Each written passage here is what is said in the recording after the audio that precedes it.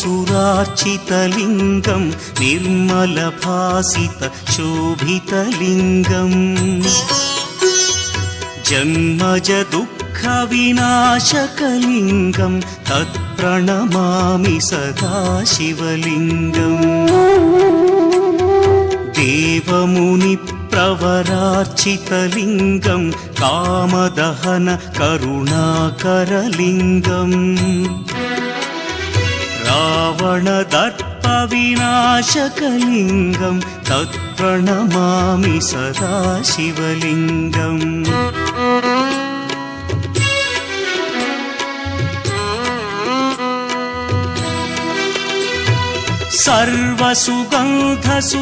सर्वसुगन्धसुलेपितलिङ्गं बुद्धिविवर्धनकारणलिङ्गं सिद्धसुरासुरवन्दितलिङ्गं तत्प्रणमामि सदा शिवलिङ्गं कनकमहामणिभूषितलिङ्गं फणिपतिवेष्टितशोभितलिङ्गम्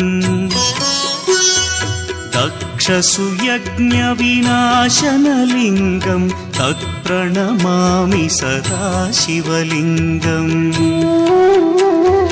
कुङ्कुमचन्दनलेपितलिङ्गं पङ्कजहार सुशोभितलिङ्गम् सञ्चितपापविनाशनलिङ्गं तत्प्रणमामि सदा शिवलिङ्गम्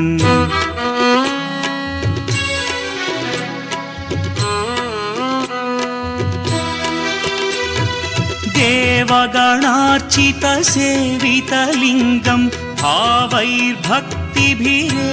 च लिङ्गं दिनकरकोटिप्रभाकरलिङ्गं तत्प्रणमामि सदा शिवलिङ्गम् अष्टदलोपरिवेष्टितलिङ्गं सर्वसमुद्भवकारणलिङ्गम्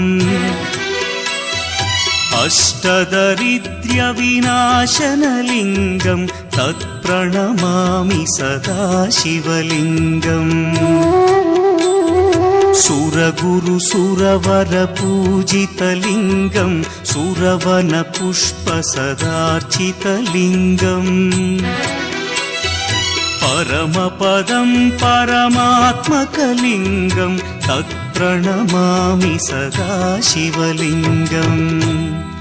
लिङ्गाष्टकमिदं पुण्यं यः पठेच्छिवसन्निधौ शिवलोकमवाप्नोति शिवेन सह मोदते।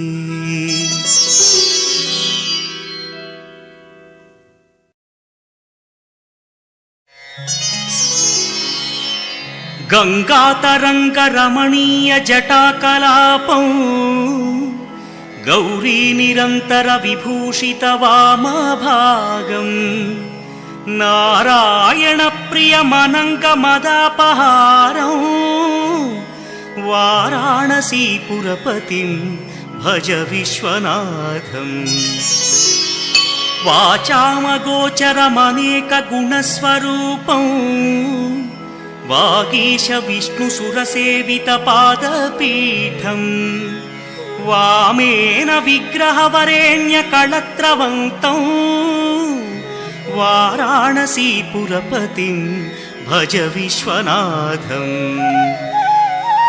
भूताधिपं भुजगभूषणभूषिताङ्गम् व्याघ्राजिनाम्बरधरं जटिलं त्रिनेत्रम् पाशाङ्कुशाभयवरप्रदशूलपाणिं वाराणसीपुरपतिं भज विश्वनाथम् सीतांशुशोभितकिरीटविराजमानौ फालेक्षणानलविशोषितपञ्चबाणम् नागाधिपारचितभासुरकर्णपूरं वाराणसीपुरपतिं भज विश्वनाथम् पञ्चाननं दुरितमत्तमतङ्गजानां नागान्तकं दनुजपुङ्गवपन्नगानां दावानलं मरणशोकजराटवीनां वाराणसीपुरपतिं भज विश्वनाथम् तेजोमयं सगुणनिर्गुणमद्वितीयम् आनन्दकन्दमपि राजितमप्रमेयम् नागात्मकं सकलनिष्कळमात्मरूपं वाराणसीपुरपतिं भज विश्वनाथम् आशां विहाय परिहृत्य परस्य निन्दा पापेरतिं च सुनिवार्य मनस्समाधौ आदाय हृत्कमलमध्यगतं प्रदेशं वाराणसीपुरपतिं भज विश्वनाथम् रागादिदोषरहितस्वजनानुरागं वैराग्यशान्तिनिलयं गिरिजासहायं माधुर्यधैर्यशुभगं करलाभिरामौ वाराणसीपुरपतिं भज विश्वनाथम् वाराणसीपुरपतेस्तवनं शिवस्य व्यासोक्तमष्टकमिदं पठिता मनुष्या विद्यां श्रियं विपुलसौख्यमनन्तकीर्तिं सम्प्राप्य देहविलये लभते च मोक्षम् विश्वनाथाष्टकमिदं यः पठेच्छिव सन्निधौ शिवलोकमवाप्नोति शिवेन सह मोदते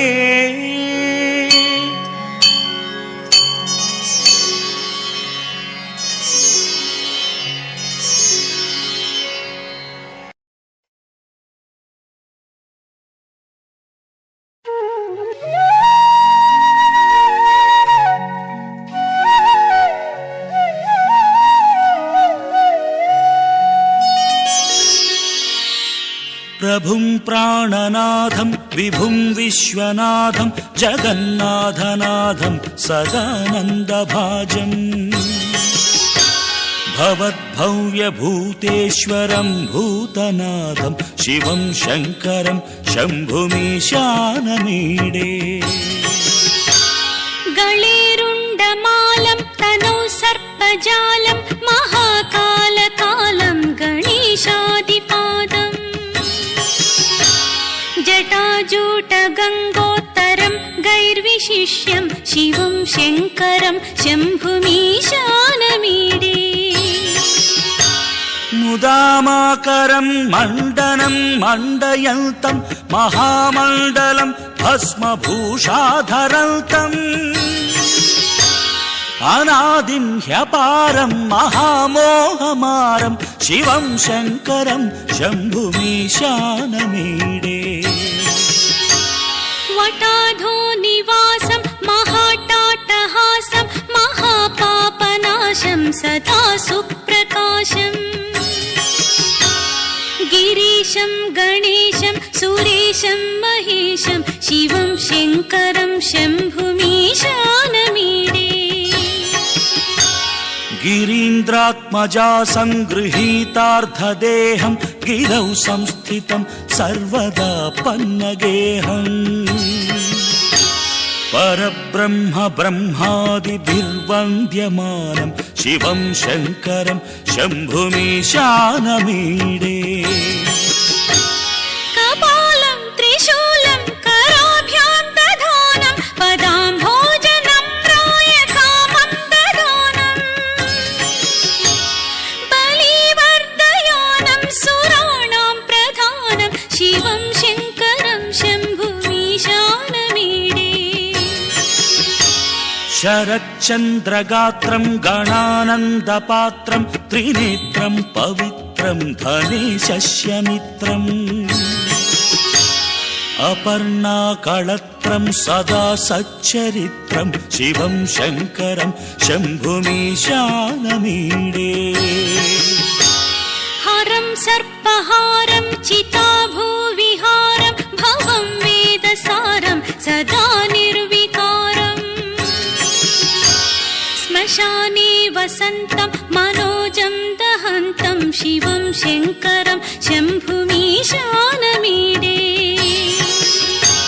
स्वयं यः प्रभाते नरः शूलपाणे पठेत् स्तोत्ररत्नं द्विह प्राप्य रत्नम्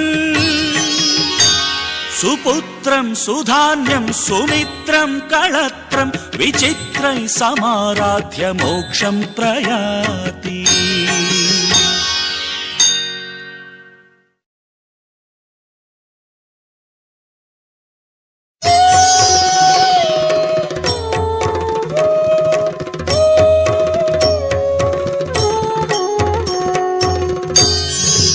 त्रिदलं त्रिगुणाकारं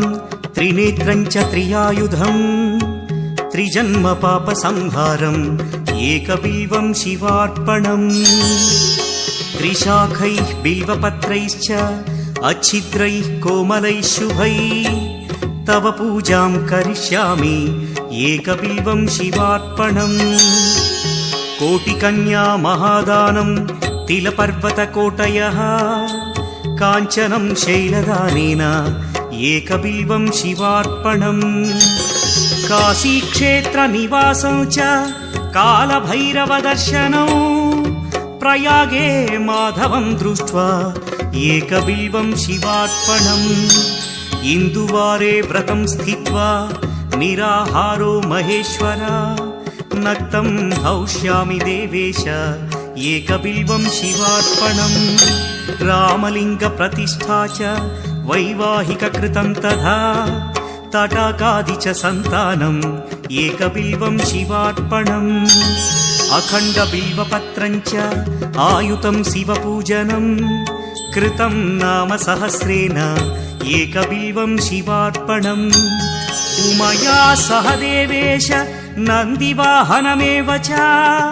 भस्मलेपन सर्वाङ्गम् एकबिल्वं शिवार्पणम् सालग्रामेषु विप्राणां तटाकं दशकूपयो यज्ञकोटिसहस्रस्य एकबिल्वं शिवार्पणम् दन्तिकोटिसहस्रेषु अश्वमेधशतक्रतौ कोटिकन्या महादानम् एकबिल्वं शिवार्पणम् बिल्वानां दर्शनं पुण्यं स्पर्शनं पापनाशनम् अघोरपापसंहारम् एकबिल्वं शिवार्पणम् सहस्रवेदपाठेषु ब्रह्मस्थापनमुच्यते अनेकव्रतकोटीनाम् एकबिल्वं शिवार्पणम् अन्नदानसहस्रेषु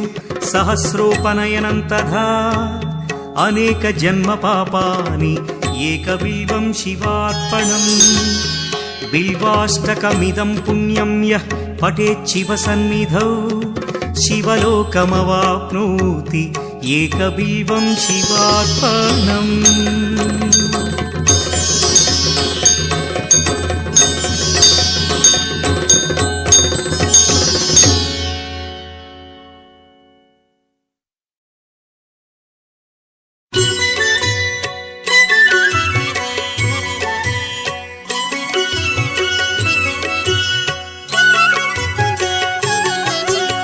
चन्द्रशेखर चन्द्रशेखर चन्द्रशेखर पाहि मां चन्द्रशेखर चन्द्रशेखर चन्द्रशेखर रक्ष मां चन्द्रशेखर चन्द्रशेखर चन्द्रशेखर पाहि मां चन्द्रशेखर चन्द्रशेखर चन्द्रशेखर रक्ष माम्।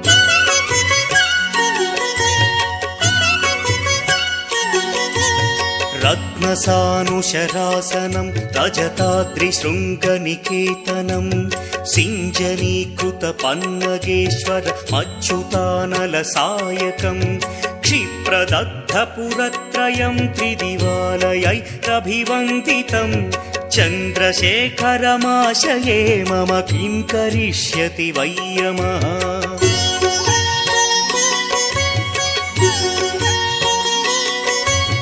पञ्चपादपपुष्पगन्धपदाम्बुजद्वयशोभितं फाललोचनजातपावकदग्धमन्मथविग्रहं भस्मदिग्धकळेभरं भवनाशनं भवमव्ययं ಚಂದ್ರಶೇಖರ ಚಂದ್ರಶೇಖರ ಚಂದ್ರಶೇಖರ ರಕ್ಷ ಮಾಂ.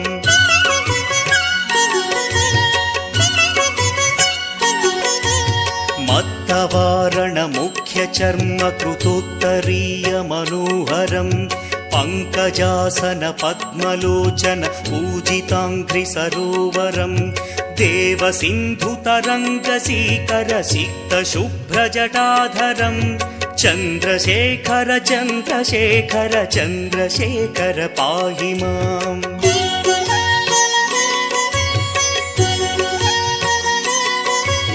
ಯಕ್ಷರಾಜ ಸಖಂಭಕಾಕ್ಷಹರಂ ಭುಜಂಗ ವಿಭೂಷಣಂ ಶೈಲರಾಜ ಸುತಾ ಪರಿಷ್ಕೃತ ಚಾರುವಾಮಕಳೇವರಂ ಕ್ಷೇಲ ನೀಲಗಳಂ ಪರಶ್ವಧಾರಿಣಂ ಮೃಗಧಾರಿಣಂ ಚಂದ್ರಶೇಖರ ಚಂದ್ರಶೇಖರ ಚಂದ್ರಶೇಖರ ಪಾಹಿ ಮಾಂ.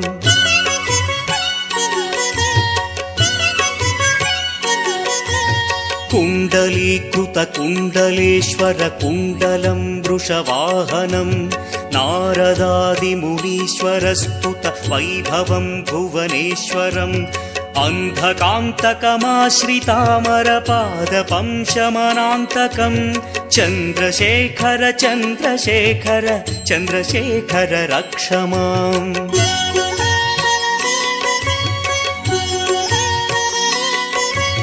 ಭೇಷಜಂ ಭವರೋಗಿಣಾಮಖಿಲಾಪದಾಮಪಹಾರಿಣಂ ದಕ್ಷಯಜ್ಞ ವಿನಾಶನಂ ತ್ರಿಗುಣಾತ್ಮಕಂ ತ್ರಿವಿಲೋಚನಂ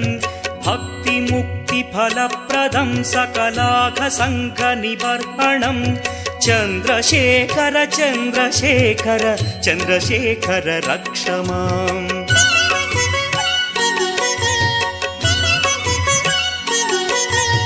ಭಕ್ತವತ್ಸಲಮರ್ಚಿತಂ ನಿಧಿಮಕ್ಷಯಂ ಹರಿದಂಬರಂ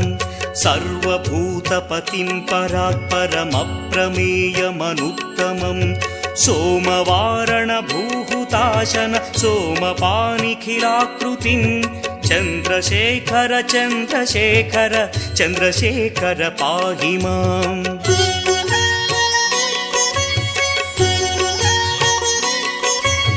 ವಿಶ್ವಸೃಷ್ಟಿವಿಧಾಯಿನಂ ಪುನರೇವ ಪಾಲನ ತತ್ಪರಂ ಸಂಹರಂತಮಪಿ ಪ್ರಪಂಚಮಶೇಷಲೋಕನಿವಾಸಿನಂ ಕ್ರೀಡಯಂತಮಹರ್ನಿಶಂ ಗಣನಾಥಯೂಧ ಸಮನ್ವಿತಂ ಚಂದ್ರಶೇಖರ ಚಂದ್ರಶೇಖರ ಚಂದ್ರಶೇಖರ ರಕ್ಷ ಮಾಂ.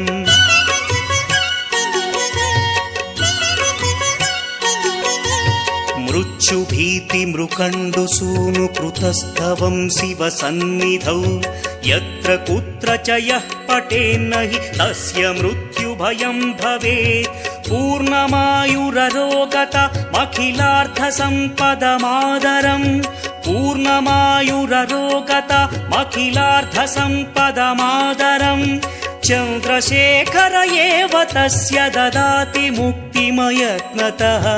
ಚಂದ್ರಶೇಖರ ಏವ ತಸ್ಯ ದದಾತಿ ಮುಕ್ತಿಮಯತ್ನತಃ ಚಂದ್ರಶೇಖರ ಏವ ತಸ್ಯ ದದಾತಿ ಮುಕ್ತಿಮಯತ್ನತಃ.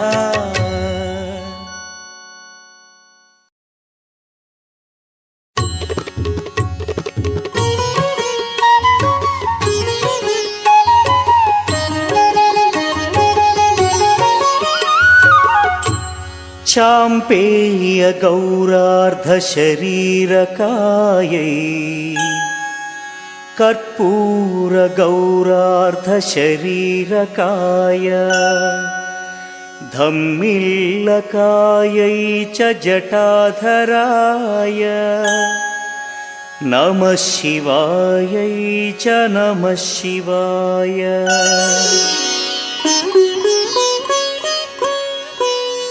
ಕಸ್ತೂರಿಕಾ ಕುಂಕುಮ ಚರ್ಚಿತಾಯೈ ಚಿತಾರಜಃ ಪ್ರಜ್ಞ ವಿಚರ್ಚಿತಾಯ ಕೃತಸ್ಮರಾಯೈ ವಿಕೃತಸ್ಮರಾಯ ನಮಃ ಶಿವಾಯೈ ಚ ನಮಃ ಶಿವಾಯ. झणक्वण कङ्कणनूपुरायै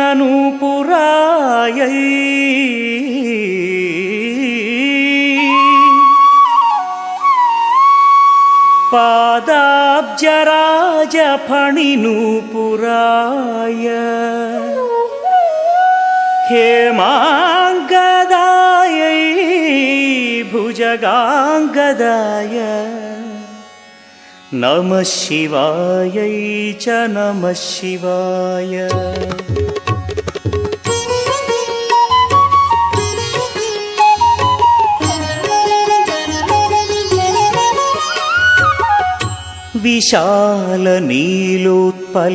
विशालनीलोत्पललोचनायै विकासिपङ्केरुहलोचनाय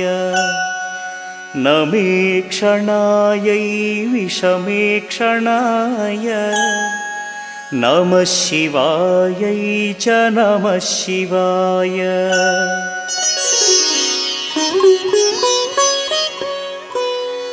मन्दारमाला कलितालकायै कपालमालाङ्कितकन्धराय दिव्याम्बरायै च दिगम्बराय नमः शिवायै च नमः शिवाय। अम्बोधरश्यामलकुन्तलायै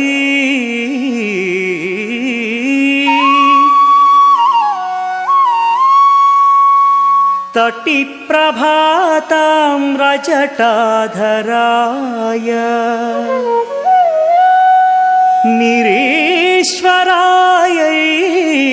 निखिलेश्वराय नमः शिवायै च नमः शिवाय।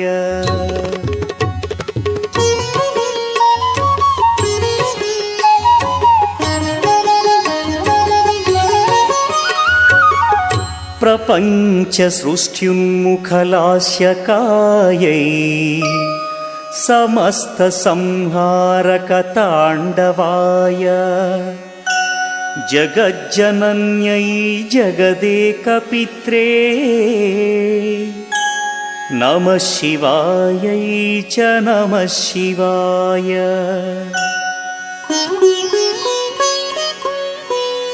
प्रदीप्तरत्नोज्ज्वलकुण्डलायै स्फुरन्महापन्नगभूषणाय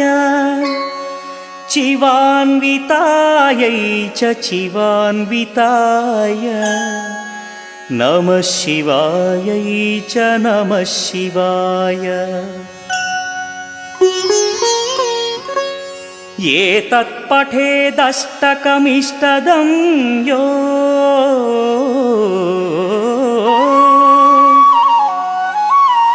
भक्त्या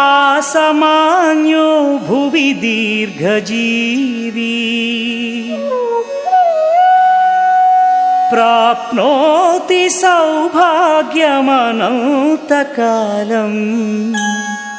भूयात् सदा चास्य समस्तसिद्धिः भूयात् सदा चास्य समस्तसिद्धिः।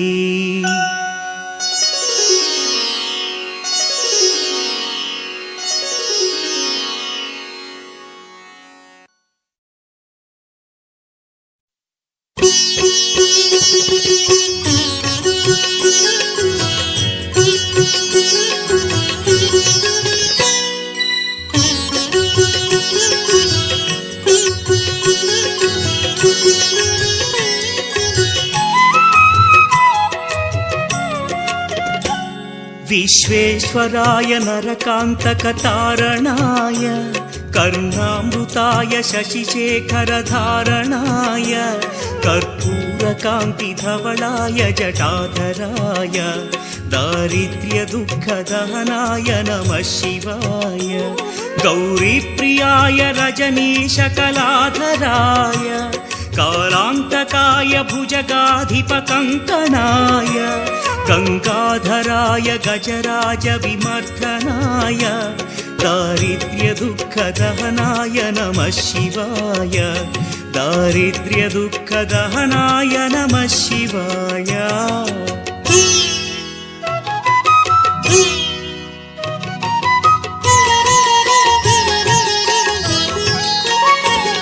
भक्तप्रियाय भवरोगभयापहाय उग्राय दुःखभवसागरतारणाय ज्योतिर्मयाय गुणनामसुमृच्छकाय दारिद्र्यदुःखदहनाय नमः शिवाय चर्माम्बराय शवभस्मविलेपनाय फालेक्षणाय मणिकुण्डलमण्डिताय मञ्जीरपादयुगलाय जटाधराय दारिद्र्यदुःखदहनाय नमः शिवाय दारिद्र्यदुःखदहनाय नमः शिवाय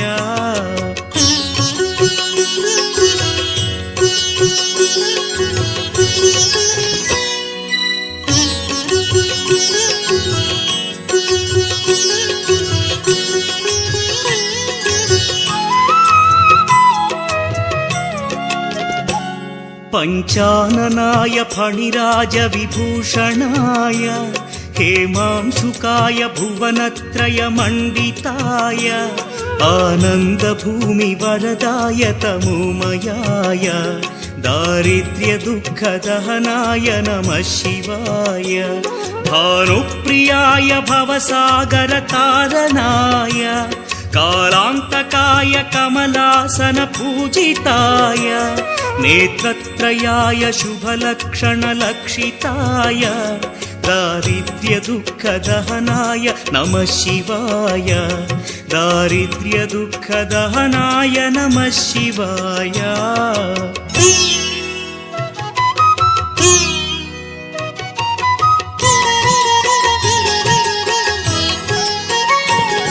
रामप्रियाय रघुनाथवरप्रदाय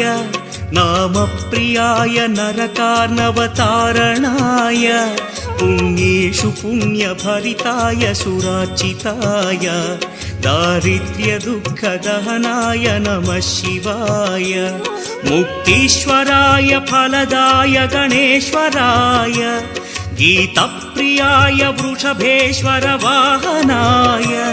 मातङ्गचर्मवसनाय महेश्वराय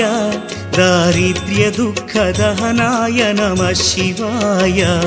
दारिद्र्यदुःखदहनाय नमः शिवाय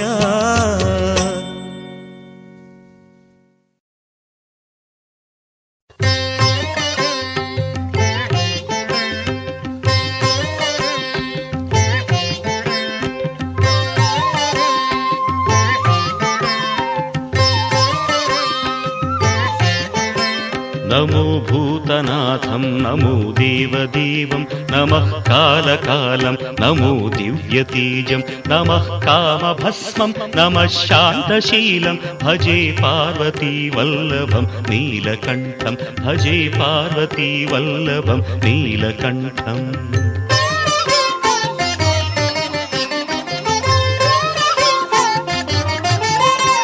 सदा तीर्थसिद्धं सदा भक्तरक्षं सदा शैव पूज्यं सदा शुद्धभस्मं सदा ध्यानयुक्तं सदा ज्ञानतल्पं भजे पार्वतीवल्लभं नीलकण्ठं भजे पार्वतीवल्लभं नीलकण्ठम्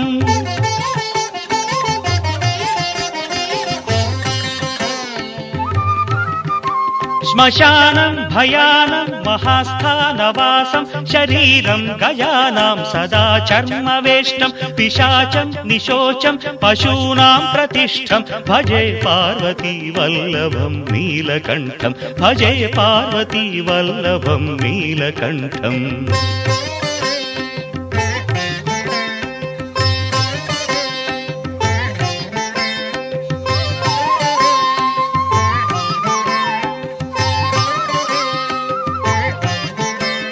फणीनागकण्ठे भुजङ्गाद्यनेकं कडेरुण्डमालं महावीरशूरं कटिव्याघ्रचर्मं चिताभास्मलेपं भजे पार्वतीवल्लभं नीलकण्ठं भजे पार्वतीवल्लभं नीलकण्ठम्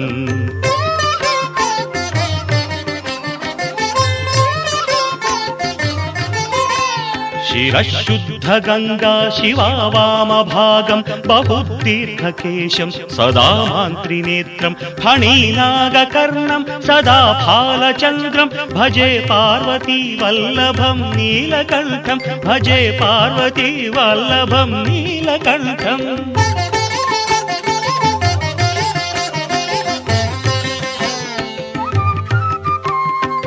करेशूलधारं महाकष्टनाशं सुरेशं वरेशं महेशं जनेशं धने चारुधीशं ध्वजेशं गिरीशं भजे पार्वतीवल्लभं नीलकण्ठं भजे पार्वतीवल्लभं नीलकण्ठम्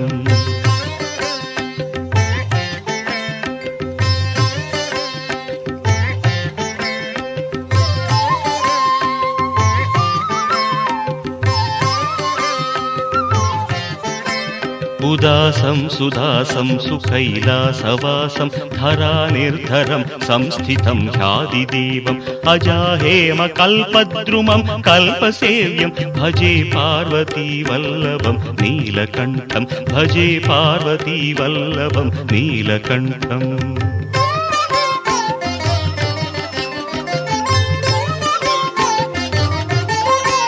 मुनीनां वरेण्यं गुणं रूपवर्णं द्विजासं पठन्तं शिवं वेदशास्त्रम् अहो दीनवत्सं कृपालं शिवं हि भजे पार्वतीवल्लभं नीलकण्ठं भजे पार्वतीवल्लभं नीलकण्ठम्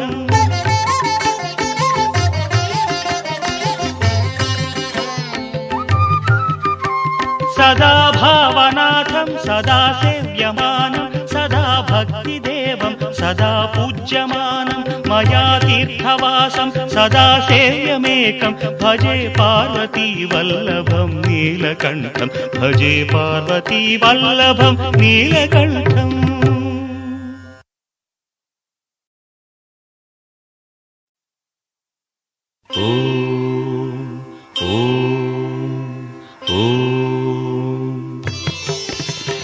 ओंकारबिंदु संयुक्तं नित्यं ध्यायन्ति योगिनः कामदं मोक्षदं तस्मादोंकाराय नमो नमः ओंकारबिंदु संयुक्तं नित्यं ध्यायन्ति योगिनः कामदं मोक्षदं तस्मादोंकाराय नमो नमः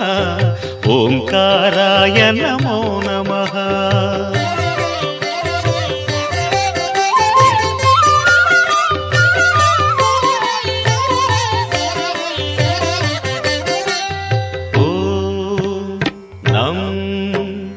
नमन्ति मुनयः सर्वे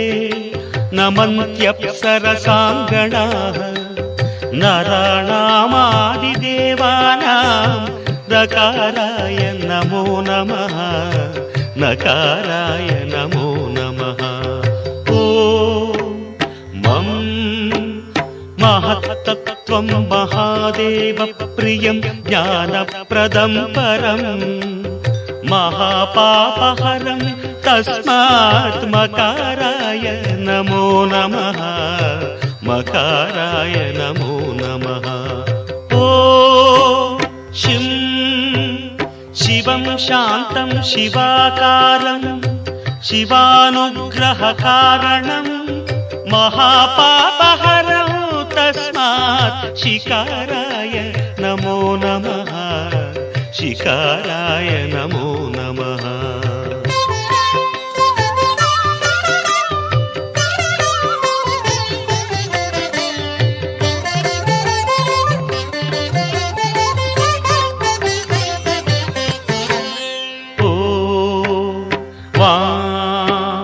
वाहनं वृषभो यस्य वासुकी कण्ठभूषणं वामशक्तिधरं देवं वकाराय नमो नमः वकाराय नमो नमः यं यकारे संस्थितो देवो यकारं परमं शुभं यं नित्यं परमानन्दं यकाराय नमो नमः यकाराय नमो नमः यः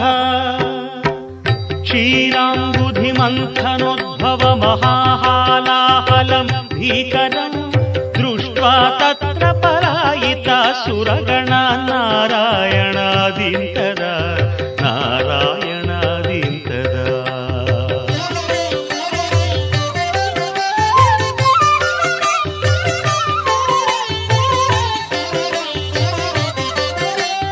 सम्पीत्वा परिपालय जगदिदं विश्वाधिकं शङ्करं सेव्यो नः सकलापदं परिहरन् कैलासवासी विभुः षडक्षरमिदं स्तोत्रं यः पठेत् शिवसन्निधौ तस्य मृत्युभयं नास्ति ह्यपमृत्युभयं कुतः ह्यपमृत्युभयं कुतः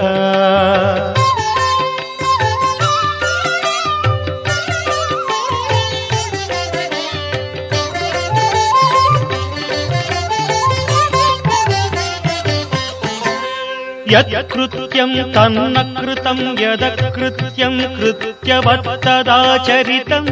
उभयो प्रायश्चित्तं शिव तव नामाक्षरद्वयोच्चरितं तव नामाक्षरद्वयोच्चरितं शिव शिवेति शिवेति शिवेति वा भव भवेति भवेति भवेति वा हर हरेति हरेति हरेति वा भज नमः शिवमेव निरन्तरं भज नमः शिवमेव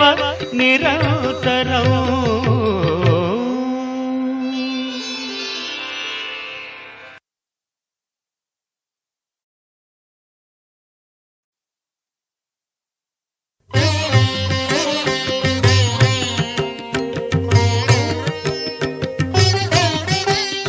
सौराष्ट्रदेशे विशदेति रम्ये ज्योतिर्मयं चन्द्रकलावतंसं भक्तिप्रदानाय कृपावतीर्णं तं सोमनाथं शरणं प्रपद्ये तं सोमनाथं शरणं प्रपद्ये श्रीशैलसङ्गे विबुधातिसङ्गे तुलाद्रितुङ्गेऽपि मुदा वसन्तं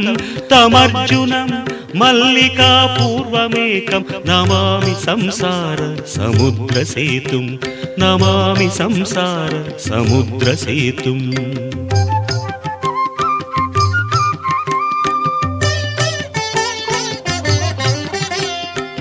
अवन्तिकायां विहितावतारं मुक्तिप्रदानाय च सज्जनानाम् अकालमृत्योः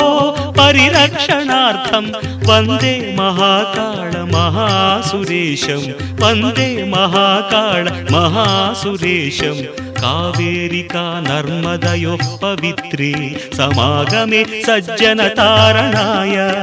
सदैव मान्धात्रिपुरे वसन्तम् ओङ्कारमीशं शिवमेकमीडे ओङ्कारमीशं शिवमेकमीडे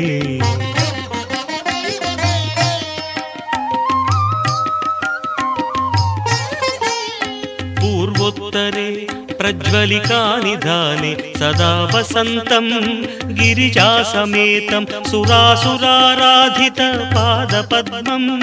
श्रीवैद्यनाथं तमहं नमामि श्रीवैद्यनाथं तमहं नमामि याम्ये सदङ्गे नगरेति रम्ये विभूषिताङ्गं विविधैश्च भोगैः सद्भक्तिमुक्तिप्रदं ईशमेकं श्रीनागनाथं शरणं प्रपद्ये श्रीनागनाथं शरणं प्रपद्ये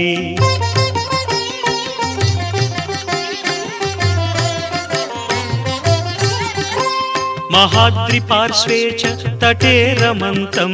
सम्पूज्यमानं सततं मुनीन्द्रैः सुरासुरैर्यक्ष महोरगाद्यैः केदारमीशं शिवमेकमीडे केदारमीशं शिवमेकमीडे सह्याद्रिशीर्षे विमले वसन्तं गोदावरीतीरपवित्रदेशे यद्दर्शनात् पातकम् आशुनाशं प्रयाति तं त्र्यम्बकम् ईशमीडे प्रयाति तं त्र्यम्बकम् ईशमीडे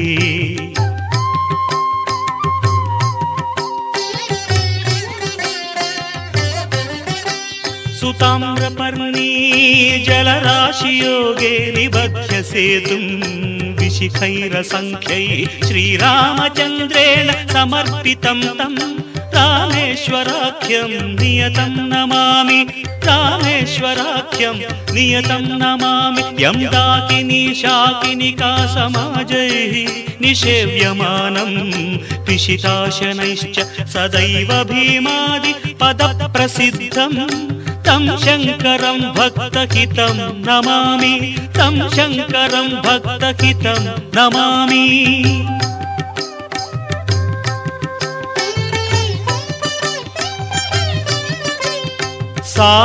सानन्दमानन्दवने वसन्तम्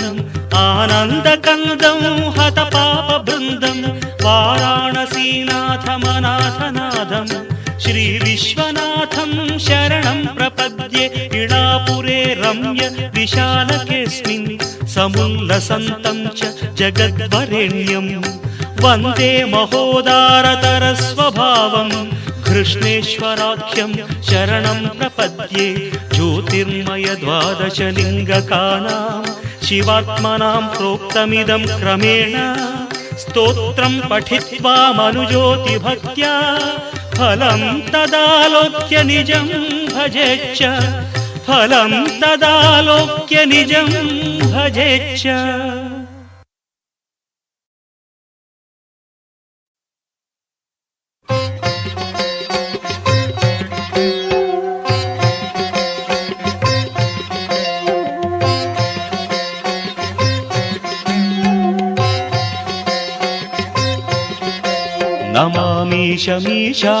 नमामीशमीशाननिर्वाणरूपं विभुं व्यापकं ब्रह्मवेदस्वरूपम् अजं निर्गुणं निर्विकल्पं निरीहं चिदाकारमाकाशवासं भजेऽहं नमामीशमीशाननिर्वाणरूपं विभुं व्यापकं ब्रह्मवेदस्वरूपम्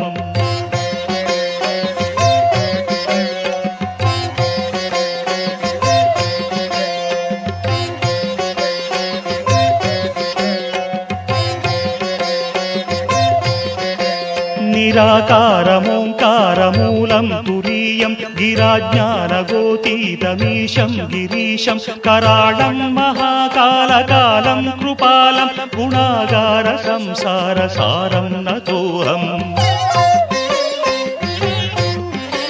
तुषाराद्रिसङ्काशगौरं गभीरं मनोभूतकोटिप्रभासी शरीरं स्फुरन्मौलिकल्लोलिनी चारुगङ्गा रसफालबालेन्दुकण्ठे भुजङ्गा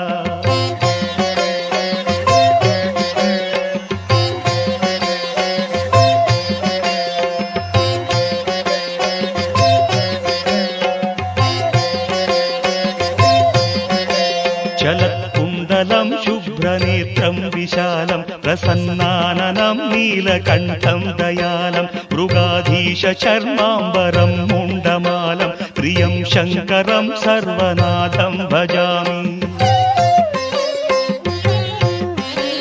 प्रचण्डं प्रकृष्टं प्रगल्भं परेशम् अखण्डं भजे भानुकोटिप्रकाशं त्रयीशूलनिर्मूलनं शूलपाणिं भजेऽहं भवानीपतिं भावगम्यम्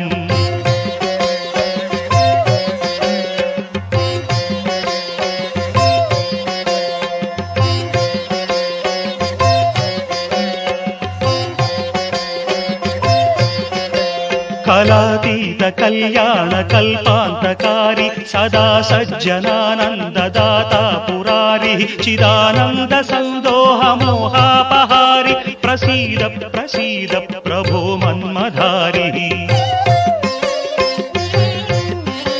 నయావత్ ఉమానాథ పాదారవిందం భజంతీహ లోకే పరే వానరాణం న తావత్ సుఖం వాపి సంతాపనాశం ప్రసీద ప్రభో సర్వభూతాధివాస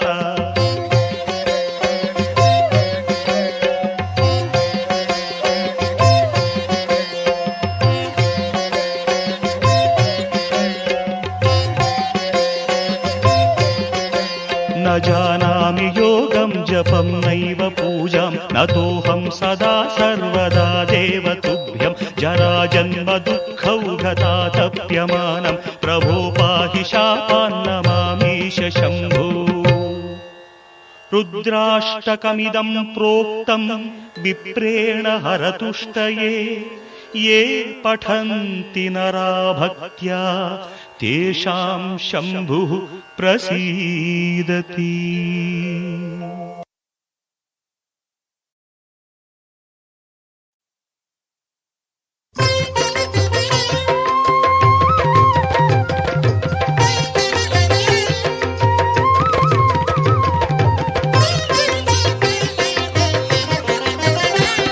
జటాకటాహ సంభ్రమ భ్రమన్నిలింప నిర్ఝరి విలోల వీచి వల్లరి విరాజమానమూర్ధని ధగద్ధగద్ధగజ్వలల్లలాట పట్ట పావకి కిశోర చంద్రశేఖరే రతి ప్రతిక్షణం మమ హరాధరేంద్ర నందిని విలాస బంధు బంధురస్ఫురదృగంత సంతతి ప్రమోదమాన మానసి కృపాకటాక్షధోరణి నిరుద్ధ సుందరాపది కృచిద్దిగంబరే మనో వినోదమేతు వస్తుని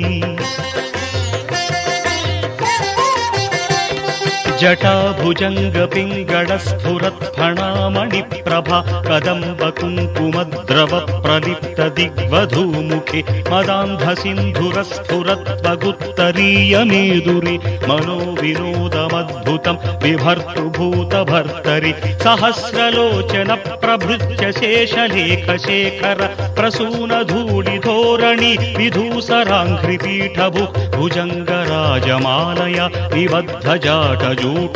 శ్రియై చిరాయ జాయతాం చకోర బంధుశేఖరః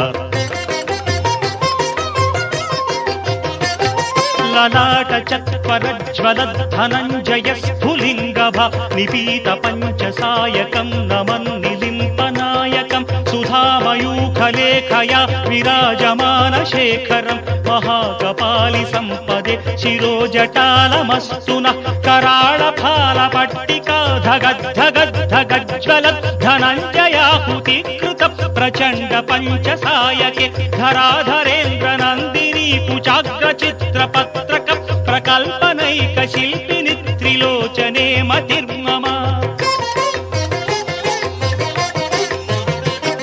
నవీన మేఘమండలీ నిరుద్ధ దుర్ధర స్ఫురత్ కుహూ నిశీధిని తమః ప్రబంధ బంధ కంధర నిలింప నిర్ఝరీ ధరస్తనోతు కృత్తి సింధురః కళానిదాన బంధుర శ్రియం జగద్ధురంధర ప్రఫుల్ల నీల పంకజ ప్రపంచ కాళిమచ్చటా విడంబి కంఠ కంధరా రుచి ప్రబంధ కంధరం స్మరచ్చిదం పురచ్చిదం భవచ్చిదం మఖచ్చిదం గజచ్చిదాంధకచ్చిదం తమంతకచ్చిదం భజే అగర్వ సర్వమంగళా కళా కదంబ మంజరీ రస ప్రవాహ మాధురీ విజృంభణా మధువ్రతం స్మరాంతకం పురాంతకం భవాంతకం మఖాంతకం గజాంతకాంధకాంతకం తమంతకాంతకం భజే జయత్పదభ్రవిభ్రమ భ్రమద్భుజంగమస్ఫురత్ ధగద్ధగద్వినిర్గమత్కరాళ ఫాల హవ్యవట్ ధివిద్ధివిద్ధివిధ్వనం మృదంగతుంగ మంగళధ్వనిక్రమ ప్రవర్తిత ప్రచండ తాండవ శివః దృశద్విచిత్ర తల్పయోర్భుజంగమౌక్తికస్రజో గరిష్ఠ రత్నలోష్ఠ उभयोः सुहृद्विपक्षपक्षयोः तृणारविल्दचक्षुषोः प्रजामही महेन्द्रयोः समं प्रवर्तयन्मनः कदा सदा शिवं भजे कदा निलिम्पनिर्झरी निकुञ्ज कोटरेव सन्विमुक्तदुर्मतिः सदा शिरस्थमञ्जलिं वहन् विमुक्तलोललोचनो ललाटफाललग्नकः शिवेति मन्त्रमुच्चरन् कदा सुखी भवाम्यहम् इमं हि नित्यमेव मुक्तमुत्तमोत्तमं स्तवम् पठन् स्मरन् ब्रुवन् नरो विशुद्धिमेति सन्ततम् हरे गुरौ सुभक्तिमाशु याति नान्यथा गतिम् विमोहनं विदेहिनां सुशङ्करस्य चिन्तनम् पूजावसानसमये दशवक्त्रगीतम् यः शम्भुपूजनमिदं पठति प्रदोषे तस्य स्थिरां रथगजेन्द्रतुरङ्गयुक्ता लक्ष्मीं सदैव सुमुखीं प्रददाति शम्भुः लक्ष्मीं सदैव सुमुखीं प्रददाति शम्भुः।